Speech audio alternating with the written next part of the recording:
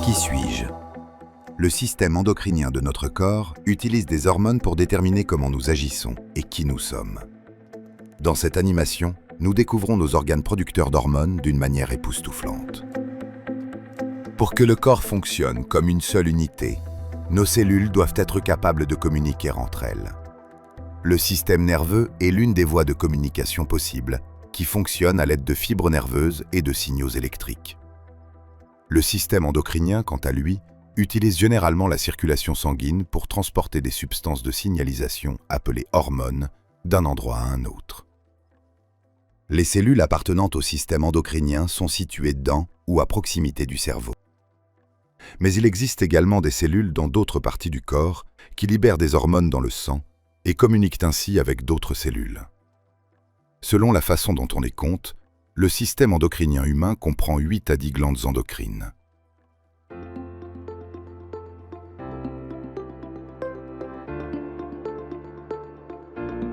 De plus, des cellules productrices d'hormones existent dans le foie, le cœur et de nombreux autres organes.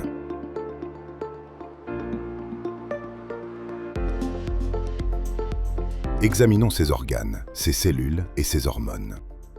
L'hypophyse, également appelée glande pituitaire, est considérée comme l'organe endocrinien le plus compact.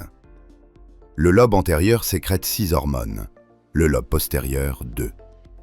Une hormone largement connue de l'hypophyse est la HGH, également appelée hormone de croissance humaine ou somatotropine, qui est produite par les cellules somatotrophiques du lobe antérieur. Les cellules somatotrophiques appartiennent aux cellules acidophiles, car elles deviennent rouges lorsqu'elles sont exposées à un colorant acide.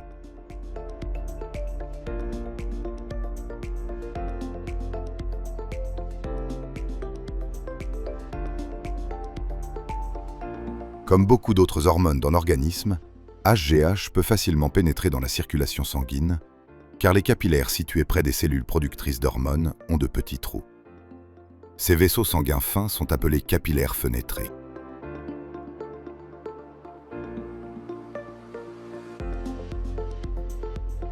Dans la circulation sanguine, la HGH peut circuler librement dans le sang, mais elle est également liée à une protéine appelée GHBP. Lorsque la HGH est liée à la GHBP, elle n'est pas disponible pour les autres cellules, mais elle est ensuite libérée lorsque le taux d'HGH dans le sang diminue. Les hormones de croissance libres et liées commencent alors leur voyage à travers la circulation sanguine de l'organisme, atteignant toutes les cellules du corps.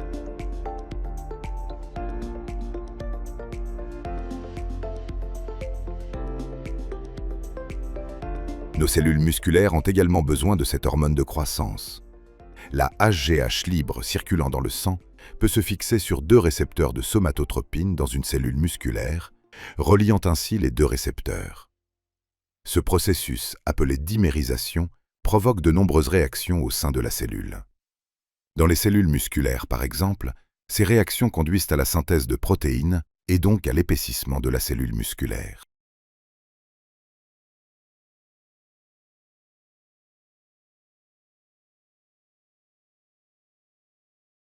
Le moment et la quantité de production de l'hormone de croissance sont contrôlés en particulier par l'hypothalamus.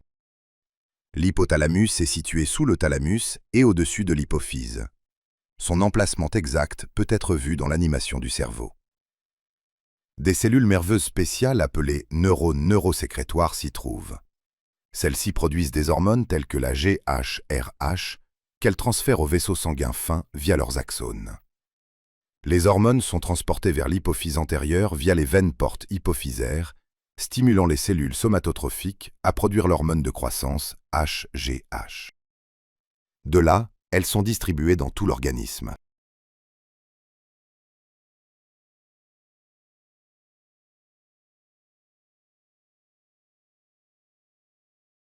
Le lobe postérieur de l'hypophyse, quant à lui, est une connexion neuronale directe entre l'hypothalamus et l'hypophyse. Les hormones sont transportées directement vers l'hypophyse, stockées près des capillaires sanguins, puis libérées dans la circulation sanguine selon les besoins. Les processus qui se déroulent dans l'hypothalamus et l'hypophyse antérieure peuvent être résumés comme suit. Les hormones de libération sont produites dans l'hypothalamus et transportées vers l'hypophyse antérieure. Là, elles stimulent la formation d'hormones qui déclenchent ensuite des réactions dans d'autres cellules, telles que la production d'autres hormones dans la glande thyroïde. Ces hormones contrôlent alors d'autres cellules de notre corps, mais aussi la production d'hormones dans l'hypothalamus et l'hypophyse. C'est ce qu'on appelle la boucle de rétroaction négative. Ce processus peut être expliqué très simplement à l'aide de l'hormone de croissance HGH, que nous connaissons déjà. Comme nous l'avons déjà vu, l'hormone de libération GHRH entraîne la libération de l'hormone de croissance dans l'hypophyse. La HGH atteint ensuite toutes les cellules de notre corps et déclenche des réactions dans celles qui possèdent les récepteurs nécessaires.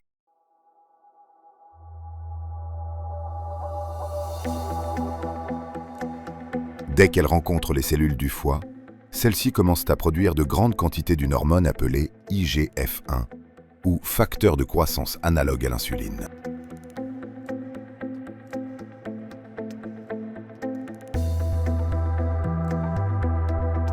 L'IGF-1 a de nombreuses fonctions dans notre corps. Il est très important pour la croissance à la puberté. Comme pour la glande thyroïde, une boucle de rétroaction négative se produit également ici. Cela signifie que le facteur de croissance influence directement la quantité de l'hormone de croissance produite. Lorsque les niveaux d'IGF-1 dans le sang sont élevés, la quantité de l'hormone de croissance produite diminue, car l'hypothalamus produit alors moins d'hormones de libération et plus d'hormones inhibitrices. Les hormones de libération provoquent la libération de l'hormone de croissance par le lobe antérieur.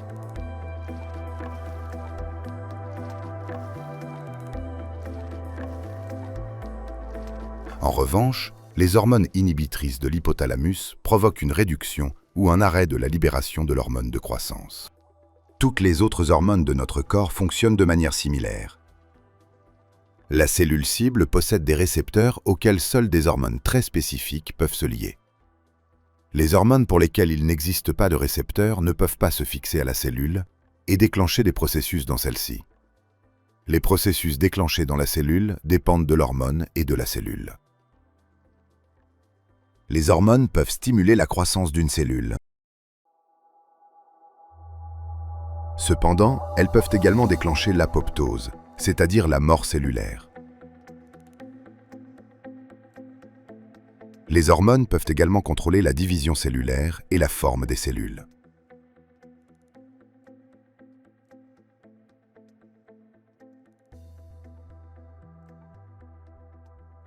Nous avons déjà vu que le récepteur d'une hormone spécifique se trouve à la surface de la cellule. Cependant, certaines hormones doivent d'abord pénétrer dans la cellule, car les récepteurs sont situés à l'intérieur. Il existe des récepteurs intracellulaires situés dans le cytoplasme de la cellule et d'autres situés dans le noyau cellulaire. Les récepteurs de type 1 ne migrent vers le noyau cellulaire qu'une fois que l'hormone s'est liée à eux. De nombreux processus se déroulent alors à cet endroit, que nous examinerons plus en détail dans un instant. Le processus et l'effet des récepteurs nucléaires et des récepteurs membranaires sont différents. Les récepteurs membranaires déclenchent généralement des cascades de signaux. Dans ce processus, une seule hormone provoque une série d'actions supplémentaires. Les substances existantes, telles que les protéines et les enzymes, sont activées ou désactivées. À la fin de la cascade, on parle alors de réponse cellulaire, qui peut être l'activation d'enzymes, par exemple. Le processus qui va du stimulus initial par l'hormone à la réponse cellulaire, en passant par la cascade de signaux, est appelé transduction du signal.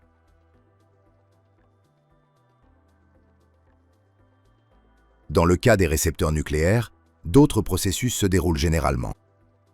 Lorsque l'hormone se lie à son récepteur, la cible est souvent notre ADN dans le noyau cellulaire, où sont stockés le plan et le fonctionnement de notre corps. Cet ADN est constitué de sections que nous appelons gènes. Ces gènes stockent des informations telles que la couleur de nos yeux, mais aussi le fonctionnement de nos cellules. Tous les gènes de cet ADN sont constitués d'un code composé de 4 bases. L'adénine et la thymine, ainsi que la guanine et la cytosine. La lecture et la copie de ce code peuvent être initiées par le complexe hormone-récepteur qui s'est formé. Pour ce faire, l'hormone et le récepteur se lient à une partie spécifique de l'ADN, ce qui entraîne une inhibition, ou comme illustré ici, déclenche le début de ce que l'on appelle la transcription. La polymérase parcourt alors le gène et copie le code. Cette copie est appelée ARNM.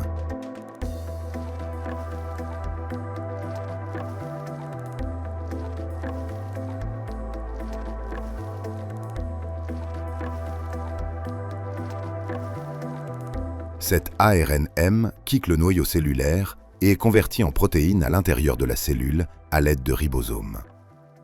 Si les ribosomes font partie du réticulum endoplasmique, on les appelle ribosomes liés à la membrane.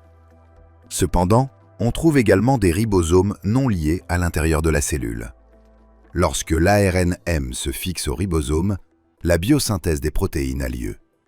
Les scientifiques appellent ce processus la traduction.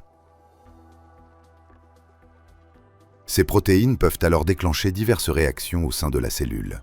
Mais elles peuvent également quitter la cellule et se déplacer vers d'autres cellules si elles ont été produites dans les ribosomes du réticulum endoplasmique.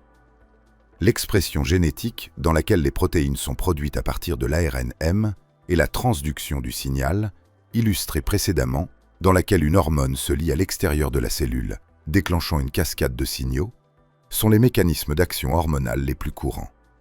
C'est ainsi que les glandes endocrines de notre corps peuvent remplir leurs fonctions. Examinons toutes les glandes productrices d'hormones et leurs fonctions au sein de notre organisme. Notre crâne abrite non seulement l'hypophyse, également connue sous le nom de glande maîtresse. Une autre glande endocrine est la glande pinéale. La glande pinéale est située au centre du cerveau et contrôle, entre autres, le cycle veille-sommeil. Elle est reliée à la rétine de nos yeux. Lorsque la rétine de l'œil n'est pas exposée à la lumière, c'est-à-dire dans l'obscurité, la glande pinéale produit de plus grandes quantités d'hormone mélatonine.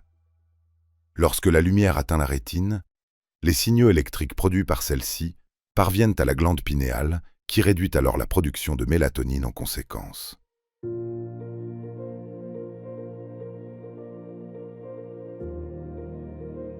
En résumé, on peut dire que l'hormone mélatonine est produite dans l'obscurité et agit sur les cellules de notre corps, alourdissant nos paupières et nous faisant somnoler.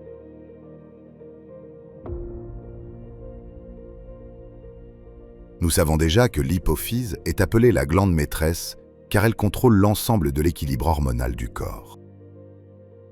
Elle sécrète l'hormone de croissance, HGH, mais aussi de nombreuses autres hormones telles que la prolactine et l'ocytocine. Chez les femmes, la prolactine provoque la production de lait par les glandes mammaires pour le bébé. L'ocytocine déclenche ensuite le réflexe d'éjection du lait en provoquant la contraction des cellules musculaires des glandes mammaires, ce qui permet au lait de s'écouler vers le bébé. La libération de prolactine et d'ocytocine est également contrôlée par le nourrisson. Des récepteurs situés sur le sein transmettent au cerveau des signaux électriques déclenchés par la succion, provoquant la libération des deux hormones. De cette manière, l'enfant ne se contente pas de produire du lait, il le transporte également du sein à la bouche grâce au réflexe d'éjection du lait. Une autre glande qui produit des hormones est la glande thyroïde. Chez l'être humain, elle ressemble à un papillon et produit par exemple une hormone composée de 3 ou 4 atomes d'iode. Nous appelons l'hormone à 3 atomes d'iode T3 et celle à 4 atomes d'iode T4.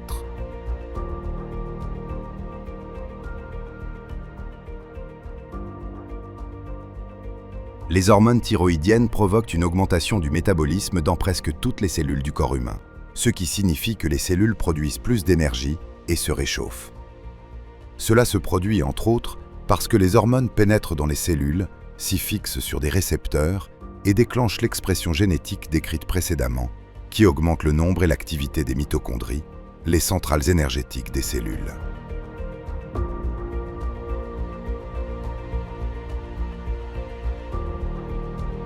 Il est donc très important que notre corps dispose d'une quantité adéquate d'hormones thyroïdiennes.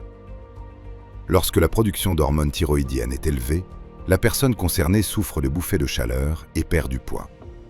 Lorsque la production est faible, le corps prend du poids et ressent le froid.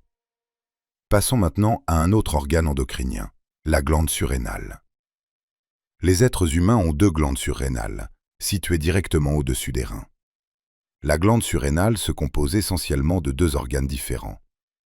L'un est le cortex surrénal, qui produit des hormones stéroïdes et participe au métabolisme de l'eau, des minéraux et du sucre.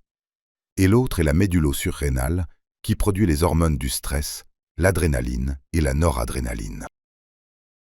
Comme notre corps doit être capable de réagir rapidement dans des situations dangereuses, l'adrénaline et la noradrénaline sont déjà présentes dans la médullo-surrénale et sont libérées par l'hypothalamus en cas de besoin. Cela se produit via des voies nerveuses qui mènent de l'hypothalamus à la médullo-surrénale, en passant par le tronc cérébral et la moelle épinière. En quelques secondes, les hormones libérées entraînent par exemple une augmentation du rythme cardiaque et une dilatation des vaisseaux sanguins, afin que les muscles soient mieux irrigués. En revanche, le cortex surrénal est chargé d'amplifier les effets de l'adrénaline et de la noradrénaline et de réguler le stress à long terme. L'hypothalamus utilise l'hormone de libération, CRH, pour déclencher la libération d'une hormone dans l'hypophyse, qui finit par déclencher la production de cortisol dans le cortex surrénal. Ce circuit de régulation est connu sous le nom d'axe HPA, qui, en cas de blessure, amène le cortisol à fournir plus d'énergie à nos cellules, à prévenir une inflammation excessive et à aider le corps à mieux faire face au stress et à la perte de sang. Notre pancréas est un autre organe endocrinien, mais aussi exocrinien, situé près de l'estomac et du duodénum. Il est exocrinien car le pancréas libère des enzymes digestives dans le duodénum.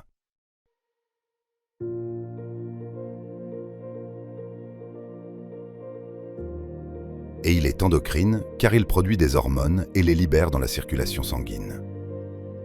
Le pancréas produit diverses hormones, telles que l'insuline et le glucagon.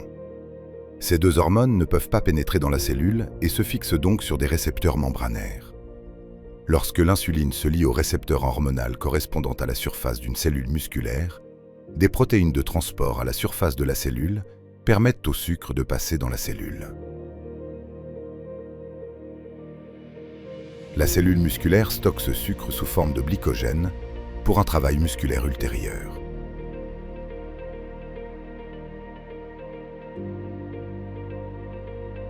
L'insuline est produite en plus grande quantité après les repas, si les aliments consommés contiennent des sucres et des glucides, ce qui entraîne alors une augmentation du taux de sucre dans le sang. Le foie absorbe une partie des sucres même sans insuline, mais les cellules musculaires et adipeuses ont besoin de quantités suffisantes d'insuline. Lorsque le taux de sucre dans le sang est élevé, le pancréas libère des quantités plus importantes d'insuline.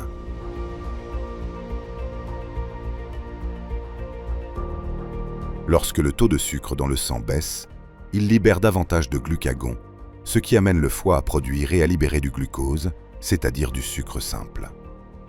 De cette manière, le pancréas maintient un taux de sucre optimal dans le sang. Si le pancréas ne produit pas suffisamment d'insuline, on parle généralement de diabète sucré de type 1.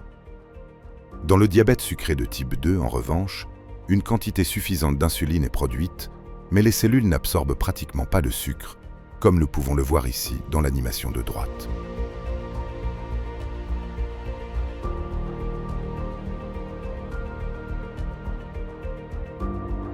Les ovaires chez les femmes et les testicules chez les hommes sont également des glandes exocrines et endocrines.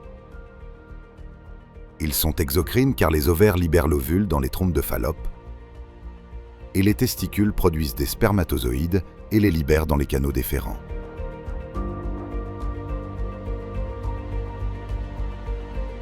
Cependant, les testicules et les ovaires produisent également des hormones sexuelles, telles que la testostérone, la progestérone et l'œstrogène, qu'ils libèrent dans les vaisseaux sanguins. La progestérone et les œstrogènes sont produits en plus grande quantité chez les femmes, tandis que la testostérone est produite en plus grande quantité chez les hommes. Il n'est donc pas surprenant que les femmes et les hommes développent des caractéristiques physiques différentes, en particulier pendant la phase de croissance. Entre autres, les niveaux élevés de testostérone chez les hommes se traduisent par une masse musculaire plus importante, une voix plus grave et une forte pousse des cheveux et de la barbe. Comme les femmes ont des niveaux d'œstrogène plus élevés, elles développent une poitrine de forme typiquement féminine. La progestérone est particulièrement importante pendant la grossesse pour empêcher le bébé d'être rejeté par le corps de la mère. Les hormones sexuelles ont une forte influence sur une autre glande endocrine appelée thymus. Le thymus produit diverses hormones, telles que la thymosine, la thymopoïétine et la thymuline. Ces hormones sont libérées à la fois par voie endocrinienne, c'est-à-dire dans la circulation sanguine, et par voie paracrine, c'est-à-dire vers les cellules du thymus. La sécrétion paracrine d'hormones provoque la maturation des lymphocytes T, qui constituent une partie importante de notre système immunitaire. Vous trouverez plus d'informations à ce sujet dans l'animation sur le système immunitaire. Comme le système immunitaire adaptatif se développe principalement avant la puberté, le thymus est relativement volumineux à ce stade. En raison principalement de la libération d'hormones sexuelles pendant la puberté, le thymus rétrécit progressivement et est remplacé par du tissu adipeux et conjonctif.